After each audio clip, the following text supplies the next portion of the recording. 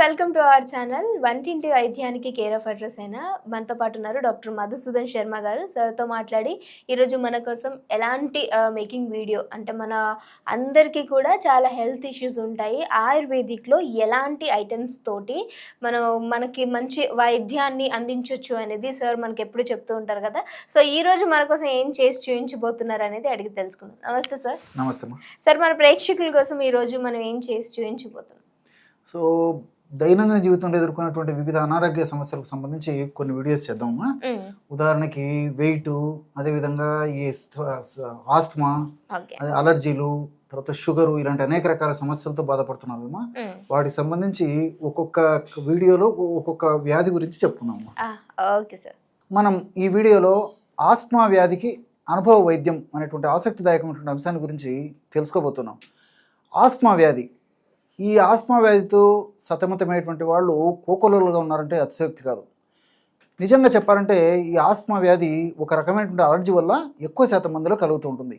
ఈ అలర్జీ వాతావరణ కాలుష్యం వల్ల కానీ, తీసుకునేటువంటి ఆహార పదార్థాల వల్ల కానీ, లేకపోతే మరి కొన్ని రకాలైనటువంటి ఔషధాల వల్ల కానీ, ఇలా వివిధ రకాలైన కారణాల రీత్యా ఈ అలర్జీ ప్రేరితమైనటువంటి పదార్థాలు మన దేహంలో ప్రవేశించి ఆ యొక్క ప్రభావం చేతనే ఈ ఆస్తమా వ్యాధి వస్తూ ఉంటుందన్నమాట.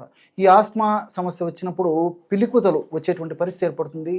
ఈ ఆస్తమా ఉన్నట్టుండి వచ్చేటువంటి పరిస్థితి ఏర్పడుతుంది. కొంతమందిలో ఉదయం పూట రావచ్చు, కొంతమందిలో రాత్రిపూట రావచ్చు, కొంతమందిలో సీజన్ను బట్టి యొక్క సమస్య కలుగుతూ ఉంటుంది. వచ్చినప్పుడు పిలికుతలాగా శబ్దాలు వచ్చేసేసి మరి గాలి పీల్చుకోవడానికి వదలడానికి చాలా అవస్థ పడుతుంటారు. ఈ సందర్భంలో కూడా మరి కొంతమందిలో దగ్గుతో కూడినటువంటి ఈ యొక్క సమస్యలు కలిగేసి ఆ దగ్గు కూడా కళ్ళే రాక సతమతమవుతూ గట్టిగా ప్రయత్నం చేస్తే కానీ కొద్దో గొప్ప కళ్ళే రాకుండా ఉండేటువంటి పరిస్థితి ఏర్పడుతుంది. ఆ కళ్ళే వచ్చినప్పటికీ కొంతమందిలో దుర్వాసనయుక్తమైనటువంటి కళ్ళ ఉండేటువంటి పరిస్థితి ఏర్పడుతుంది.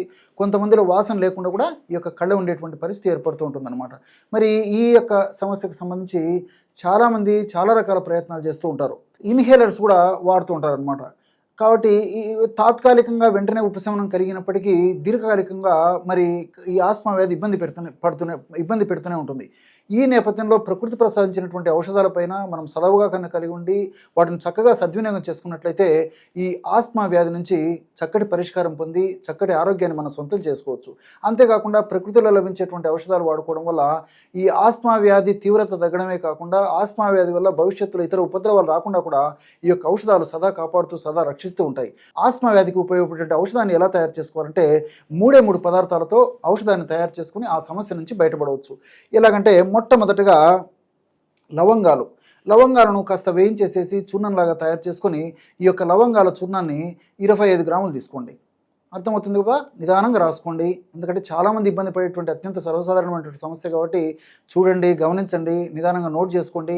ఈ సమస్య ఉన్నటువంటి వాళ్ళందరూ కూడా ఈ యొక్క ఫార్ములాను ఉపయోగించుకొని లబ్ధి పొందవచ్చు. లవంగాల చూర్ణాన్ని ఒక 25 గ్రాములు తీసుకోండి. అలాగే రెండవది కరక్కాయ, కన్నతల్లిలా కాపాడేటువంటి కరక్కాయ పెచ్చుల యొక్క చూర్ణాన్ని ఒక 25 గ్రాములు తీసుకోండి. ఈ కరక్కాయ పెచ్చుల యొక్క చూర్ణం కూడా మనకు మార్కెట్లో దొరుకుతుంది.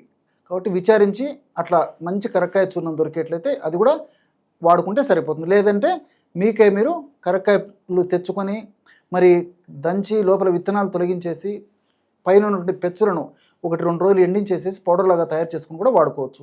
కరక్కాయ పెచ్చుల యొక్క చూర్ణం కూడా ఒక 25 గ్రాములు తీసుకోండి. మూడవ పదార్థంగా వాము, దీన్ని అజవాయిను, ఓమం అనేటువంటి పేర్లతో పిలుస్తుంటారు అనమాట. ఈ వామును కూడా కాస్త వేయించేసేసి చూర్ణంలాగా తయారు చేసుకుని ఆ యొక్క చూర్ణాన్ని కూడా 25 గ్రాములు తీసుకోండి.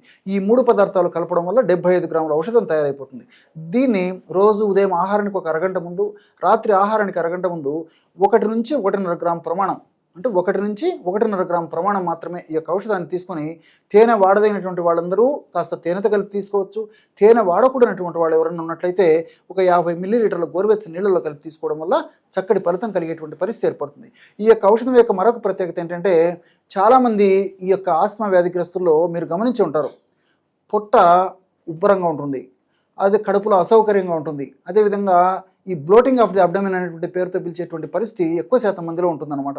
దీనివల్ల కూడా మరి లోపల గ్యాస్ తయారైపోయి ఉదర భాగంలో పొట్ట భాగంలో గ్యాస్ తయారైపోయి ఆ గ్యాస్ ప్రెషర్ వల్ల ఊపిరితిత్తులకు ఆ ప్రెషర్ బట్టి కూడా చాలా ఆయాస పడిపోయేటువంటి పరిస్థితి ఏర్పడుతూ ఉంటుంది. అలాంటి వాళ్ళలో మోషన్ ఫ్రీ కాదు.